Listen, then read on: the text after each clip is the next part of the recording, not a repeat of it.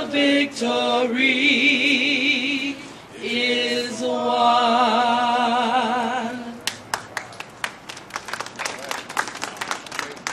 Without further delay, I want to announce how pleased we are to have our speaker here today, the president of NAACP, Dennis Cortland Hayes.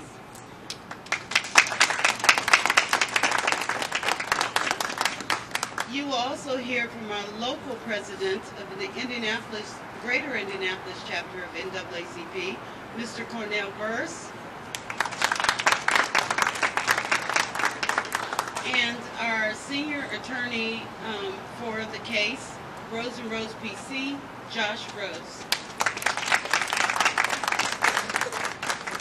And we're going to allow the media to ask each one of them questions at the conclusion of their presentation. So we'll start first with the local president of NAACP, Cornell Burse. Good morning. Good morning. Come on, let's do a little better than that. Good morning. Good morning. Again, my name is Cornell Burse. I'm the president of the Greater Indianapolis NAACP branch number 3053. I want to take this opportunity to thank all of you, especially our interim national president and CEO Dennis Hayes, staff members of Rosenhoff Law Firm here in Indianapolis, and individuals who have came forward to file complaints for showing our support by coming to this press conference. I thank them for their mutual support of the National Association for the Advancement of Colored People, the oldest civil rights organization in the United States, who continues to fight for equal justice, the elimination of discrimination, and equal rights for all citizens of this country. There's an old saying that if we don't learn from the past, history will repeat itself. And that is what we are witnessing every day in this country is happening. I therefore urge all citizens to support the NAACP by becoming a member if you are not. I thank God and hope and pray that He continue to bless each one of you. Thank you so very much for coming out. Now we'll bring the attorney, Josh Rose. Good morning, everybody. Good morning. I'm Josh Rose, and I'm here from Washington, D.C. to announce today that we have amended the lawsuit we filed. It's a lawsuit to enforce the laws against discrimination. We think discrimination is still going on at the Eli Lilly company, and the NAACP has joined our suit. Lilly's telling everybody it's just 4 disgruntled employees. I see more than 4 people here today.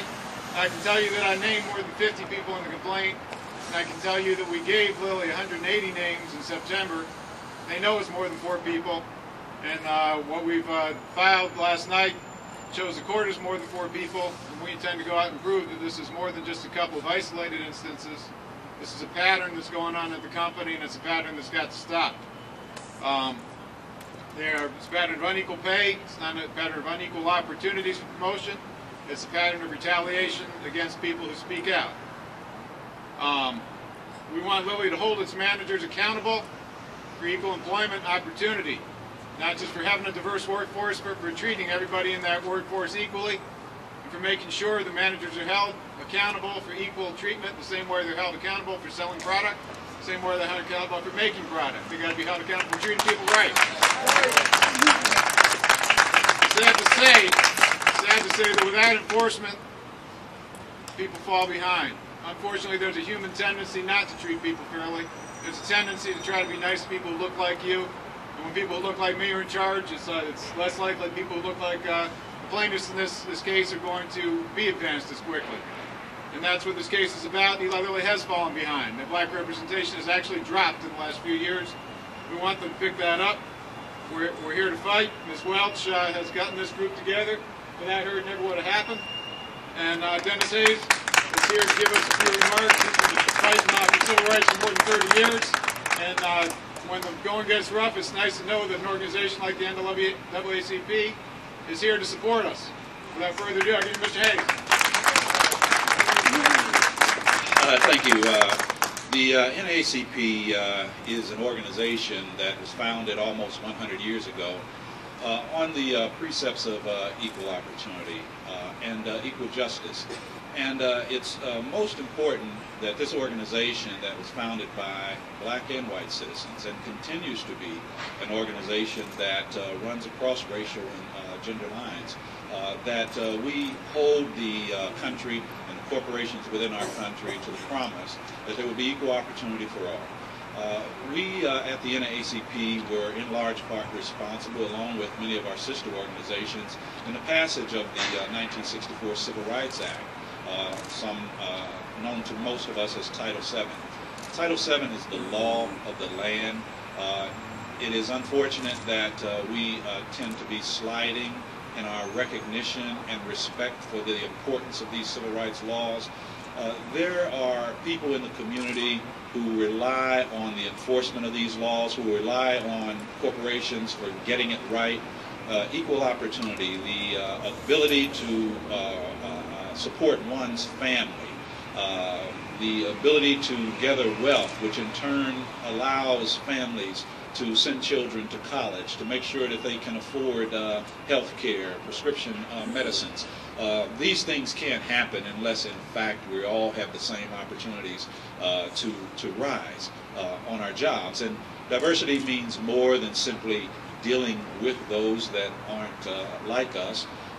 It really means that we look to outcomes to make sure that everybody is being treated the same, that there's true equality across the board. And so the NAACP stands with these plaintiffs, as we will stand with other plaintiffs that will step forward to join the lawsuit. It's important to know that, you know, these are conservative times. These are not easy cases to win. We know that. But we're willing to pick up the mantle and to present our case to a court of law in hopes that we can bring some justice to the plight of these people who are not being treated fairly and equally at Eli Lilly.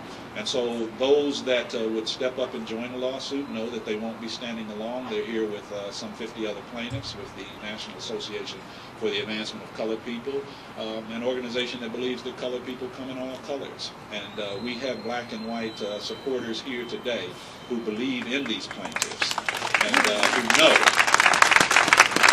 that America cannot continue to slip away from the lessons of the past.